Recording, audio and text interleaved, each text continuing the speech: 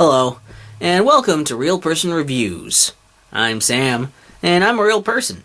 And today I want to talk to you about Castlevania, Order of Ecclesia for the Nintendo DS. But before I start, I want you to know that there is a written version of this review. You can go to the link in the description or go to www.thegraphicalpit.net for the written one. Alright, so let's just kind of jump into this right around now.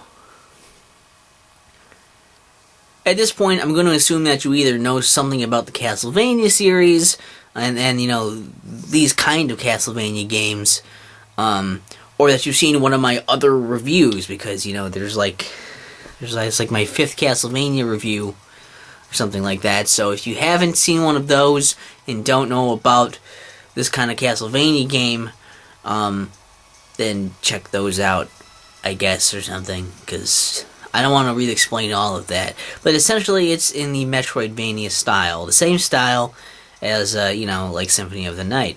Basically, if you don't like that term or you don't really get it, I guess I would also say that it's a 2D adventure platformer. Just put it that way, okay? Okay? Anyways, so the gameplay and stuff you can expect to be a lot like those games. But I want to really start with the story-ish part. That I'll just get this out of the way, because I suck dick at stories. But the basic idea is that you're part of this Order of Ecclesia, this group of people that are going to stop Dracula, because it's foretold that he's going to rise again, I guess. Or I may have misremembered because I spent so many fucking hours playing this game since the beginning. But, you know, there's a thing in the beginning. I'll probably go over it on the gameplay about it that I show. So, whatever. Basically, your character, Shanoa, has been trained, like, forever to try and be this vessel to use these magical glyphs, to defeat Dracula once he's resurrected.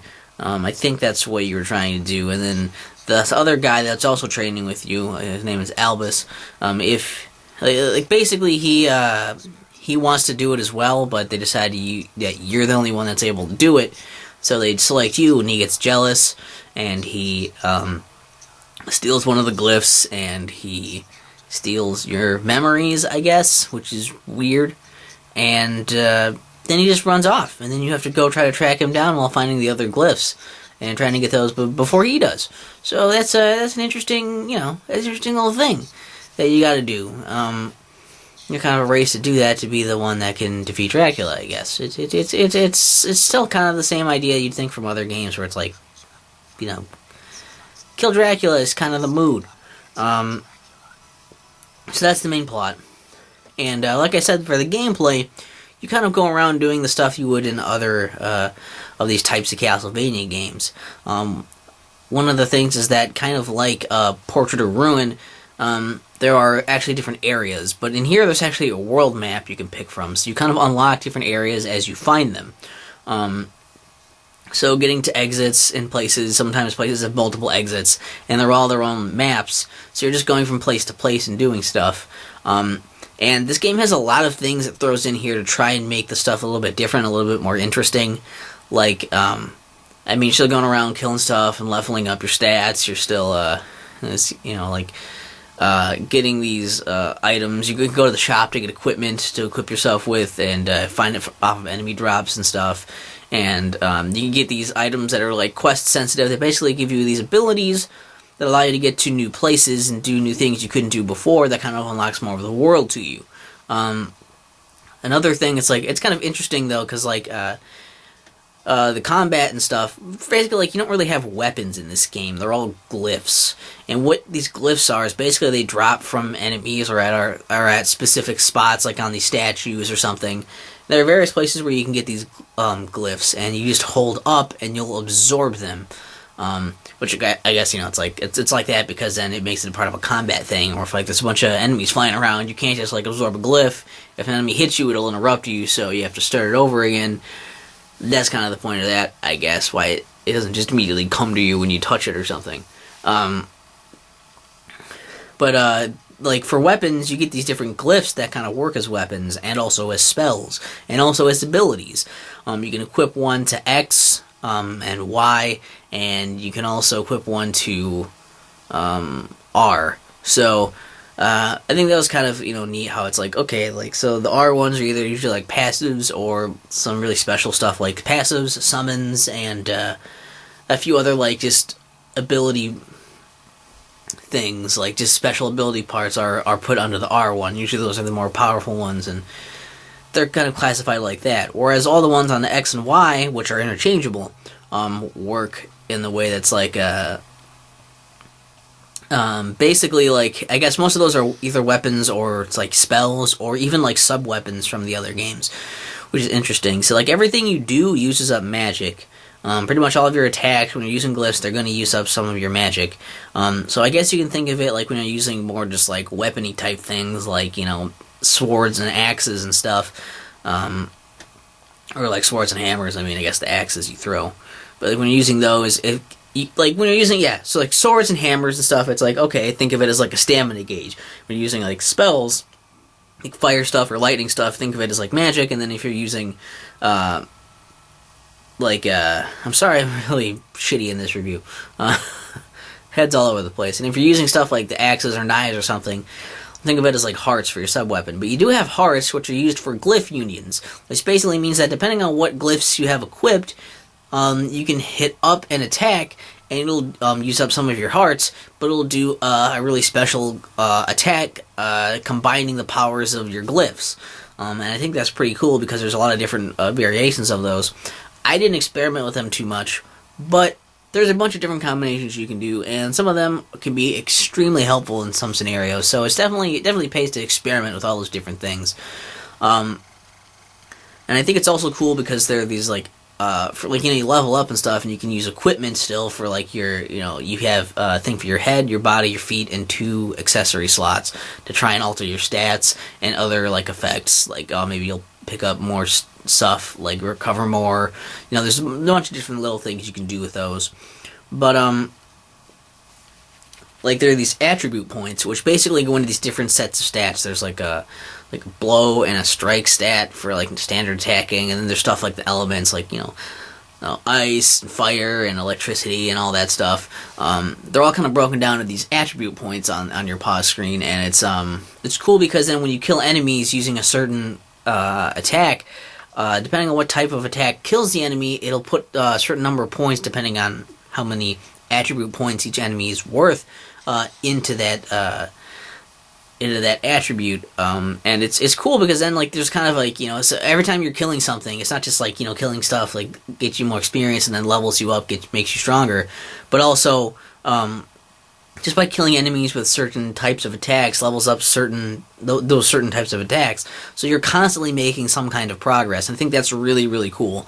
So that you'll constantly feel like what you do is shaping how you're going to do things later in the game, and it's paying off. It never really feels like you're just killing things and like getting nothing from it. It never feels fruitless to do it. And I think that's pretty interesting. I really liked that.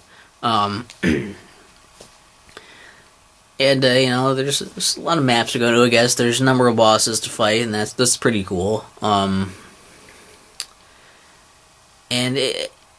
don't know, most of the other stuff is, I think, pretty standard, except, like, there's this interesting thing with, like, side quests, which is something that was introduced a little bit before, but, basically you can find these villagers, and then there's a main hub world or whatever, the main place you can go to is, like, this village, and, a lot of those villagers got captured by Albus, so you're trying to go and save them, and they're also giving you leads on, where to find Albus and all that stuff.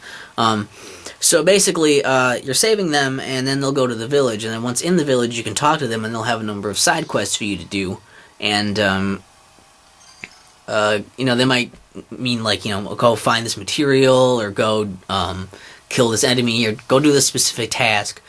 And doing those gives you kind of something else to do to try and like level up and stuff on the side while you're doing things. And between like that and like looking for all the secrets and stuff, and trying to get 100% of map completion and all this stuff, there's a lot of different things for you to do. And I think that adds just like a bit more. So it's like there's not a whole lot of times you don't really feel like, there weren't a ton of times where I felt like I was grinding that much in the main part of the game. And that's cool. But then there's this kind of spoilery part that I have to get to here, which I guess, I mean, you kind of want to do this anyway, so it's a spoiler you're probably going to want to know about. But essentially, you have to save every one of these villagers if you want to play the second half of the game, which is something I fucking hate. I hate that tradition in these games that they make you do stuff like that. But at least it's a little more, like, you'd want to find them anyway. You're already kind of on a quest to do that. So I guess that's not too bad. But basically, you do that. You save all of the villagers, and then you fight Albus. Because if you don't save all of them and fight Albus once you beat him, then you get the bad ending of the game. Which I didn't actually see the bad ending of the game because I accidentally did the thing wrong and killed myself after I'd finished the fight. Oops. But you get all the villagers, and then you fight Albus, and then it triggers this extra bit of, like cutscene stuff, and then it opens up Dracula's castle. And Dracula's castle is fucking huge. I mean, these other areas are usually kind of small, which I didn't really like that much. Dracula's castle is fucking huge. And once you get in Dracula's castle, the game's pretty fucking sweet. These enemies are pretty tough. A lot of new enemies are in here. And it's just a huge place to really explore and try to, survive in, like all the nooks and crannies and all that. And it's really interesting. There are hidden chests to look for in all the maps, but there are hidden chests to look for, which by this point you probably have the specific item you need now to look for those, and you can get this other item that allows you to see all of these breakable walls and stuff to find other secrets. So it gives you a reason to go back to all these places and maybe grind a bit more if you think you're underleveled and not strong enough, which is always a nice choice in these games, or if you don't think you can skill your way through it, grind for a while, get stronger. And there's also a secret exit in Dracula's castle that leads to 2 other areas. And these bonus areas, which they are bonus areas, but you need to go to them for some of the side quest stuff. There's a large cavern, which basically is a place with a lot of really fucking difficult enemies, and they're there to try and test your, really to test your combat skills, I suppose, and, your endurance. And then there's the training hall, which is to try and test your platforming skills. So those are interesting ideas, but god damn it, those places are hard. They're gonna eat at your health. You're gonna want to have a lot of, good defense. You just want to be really strong to do this stuff, and you want to have a lot of health items, a lot of healing things. And even Dracula is pretty tough, where I think, if the average level you'd be when you already got there, you'd probably still die in about 2 to 3 hits. And I had a lot of health items, and I had to heal a few times, and I maxed my character to, I got to level 99, and I was still getting my ass kicked pretty hard on him, so, it was kind of scary, but, I guess that's good. What I'm going to say for downsides to this game is that, though, it's very, very long-winded, for more downsides. I mean, that other thing is stupid that you have to find everybody in order to play, another half of the fucking game. But it kind of sucks that, there were a few times where I had to stop and grind. And while it wasn't a lot of times, the grinding I had to do took a long time. Because I would grind for a while, and I think there were a few times where I was I think that's enough, and then I went to do it again, and I still got my ass kicked. And there's a huge spike at the end, where basically there's, near the end part of Dracula's castle, as I think is probably appropriate, there are a lot of enemies that just do shitloads of damage. And I got really pissed off, because I'd just been grinding for a long time anyways, and then one of the enemies stun-locked me with one of its attacks. It just kept hitting me, and I couldn't move, and I was trying to pause it so I could heal, because my health was really low at that point. And apparently when you're getting hit, you can't fucking pause the game. So then he just sat there and kept doing that for a few seconds until he just drained all my life, and then I just lost 3 hours of fucking gameplay. That really pissed me off. I don't like that. I guess that's the price to pay with save stations, and that's why it's difficult. But holy fuck, why can't I pause it when he's hit? I just wanted to heal. Jesus, I had stuff. I shouldn't have died there. Anyways, it's just me being upset about that. But no, it took me so many hours of just level grinding, and what's kind of ridiculous is that your attribute points you can grind even further for those. I got to level 99 and I didn't even max out any of my attributes.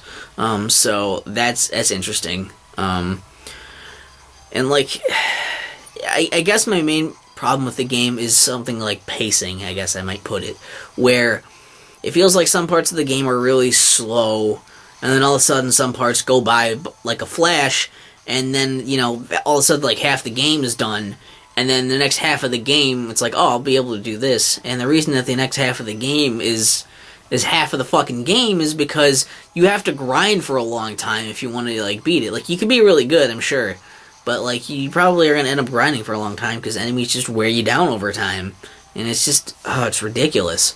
And it's one where, you know, I was trying to get 100% of everything until I found out that I couldn't, which was way near the end when I was near doing it anyways, because one of the things to get 100% on all the stuff is part of, like, the items category. You have to be able to defeat, and you get these boss medals, and you get a boss medal by defeating a boss without taking any damage. So, sorry. Like fighting Dracula, how the fuck are you gonna do that without taking damage? It's gonna be pretty hard, you know? Some of these bosses are like, I don't understand how I could fight them and, like, not take damage unless they died in, like, 1 or 2 hits. So, I don't know. The pacing sucks. And it's just, I feel like the game could have been a lot more fun if it was a bit shorter, or just if they scaled down the enemy difficulty, because this was on normal also, so I don't know. Maybe that's just me, but I found that really, really annoying. I don't know, that's just not, that's there, but I guess what is kind of interesting is that at least the New Game Plus stuff makes sense, I think, because it's like, you know, like, once you beat the game, you unlock a bunch of stuff. You could do New Game Plus, which is cool, because in this one, you actually keep all your experience, so, if you hadn't maxed out your level, or if you haven't maxed out your attribute points or something, you can go back through and play it again with all that stuff on there. I think that's pretty cool. You can just continue all this work that you did.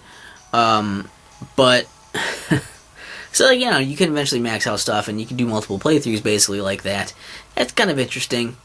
And I think it gives you incentive to actually do New Game Plus rather than just losing all of that stuff. You still keep most of your equipment and, like, most of your, you know, glyphs too. Anything that's not quest sensitive, I think you get to keep pretty much.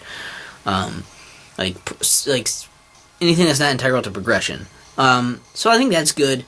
But there's also, like, the level 255 cap that you can unlock. I think that might only be on hard mode, but you only get that after beating the game on hard mode, which you have to unlock hard mode by beating it on normal. You can only unlock that 255 cap if you beat it on level 50 cap on hard mode. There's also a hard mode with level 1 cap. Holy shit! I don't know if it's your attributes or not, but I think it's just your stats, I don't know, but it's ridiculous. Those are there, just are supposed to be there for replay value, but you're doing kind of the same thing. It's just going to be harder, it's just going to take more time, it's just going to be more frustrating. Why would you want to do that? The one thing that does sound interesting is that there's Albus mode, where you can play as Albus, and it's the same kind of game, it's just that you have a different play style. Albus has a bunch of abilities from the beginning, and he still levels up, but you don't really have to worry about managing your equipment, or doing anything with glyphs or whatever. You have this limited set of attacks and everything, and it plays more like a traditional kind of Castlevania game. And I think that's cool. I like that. But I don't want to spend all that time grinding if it's going to be that fucking difficult to do stuff, you know? I don't know. So, I guess that's the thing, is, like, there should be replay value here. There's a lot of stuff to make it replayable. But it's just so long. And it's so, like, the pacing sucks. And basically, unless this is, like, your first Castlevania game of this style of Castlevania game, and it's the only one you're going to have for a while, I would say maybe just, you know, pass it by. If you're a huge fan, maybe check it out, but overall, like, it's a fine game, but it's going to wear out its welcome a lot. And a game should leave you either satisfied or wanting more. A game shouldn't leave you with a feeling of, thank God it's fucking over. I guess that's my point. Castlevania, Order of Ecclesia. Yeah, I got it for like $25 or so, plus the shipping or whatever. It ended up like around 25. You know, sealed in the box. So I can't imagine it's too expensive if you guys want to check it out. Again, if you're big Castlevania fans of this kind of Castlevania game, or if it's the only one you're going to have for a while, pretty good one. I can't imagine it goes for too much more if it's used, Probably cheaper used, and especially like out of box, you probably get it for like 15, 20, maybe even less, depending on where you get it. So I don't know.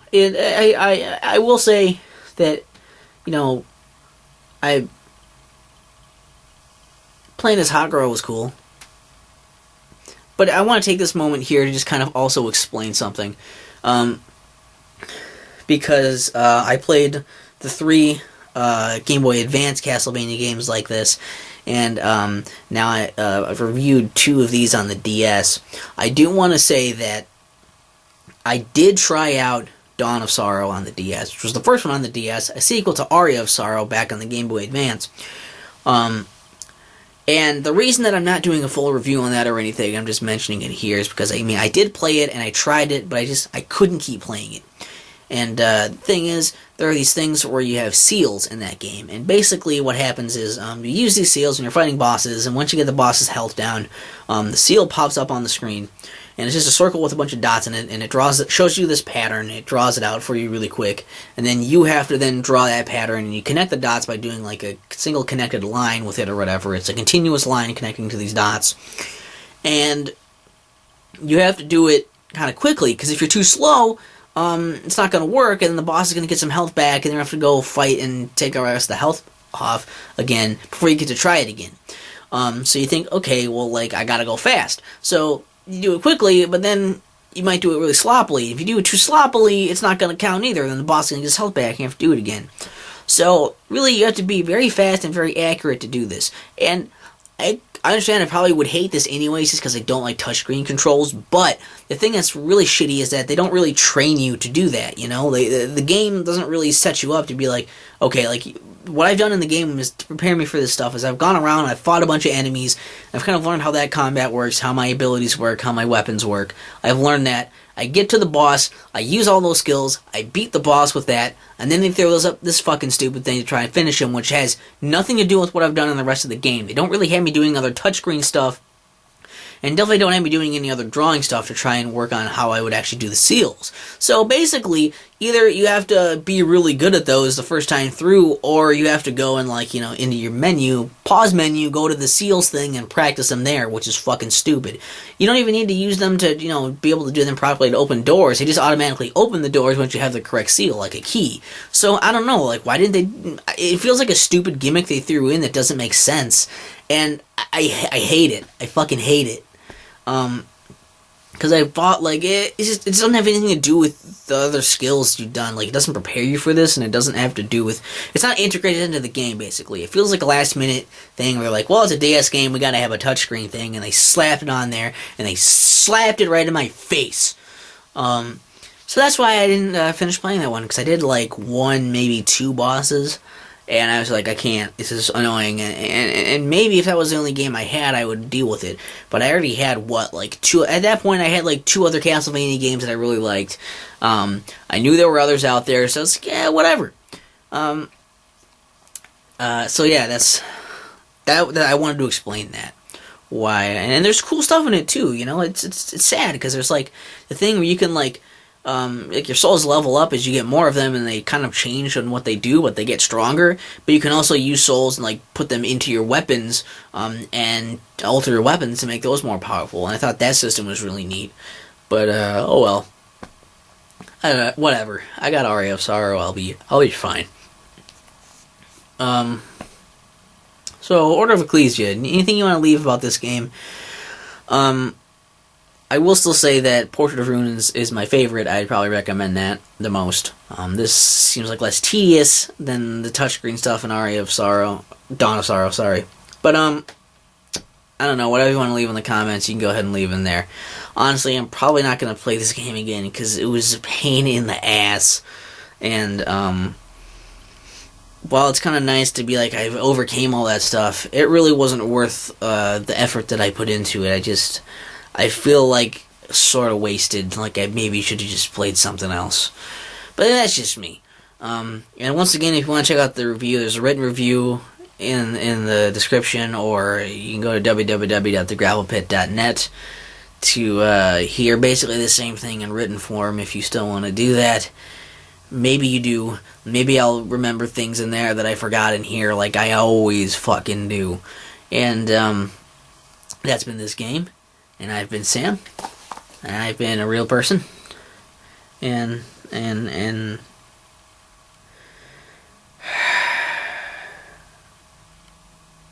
just really wish I liked it more.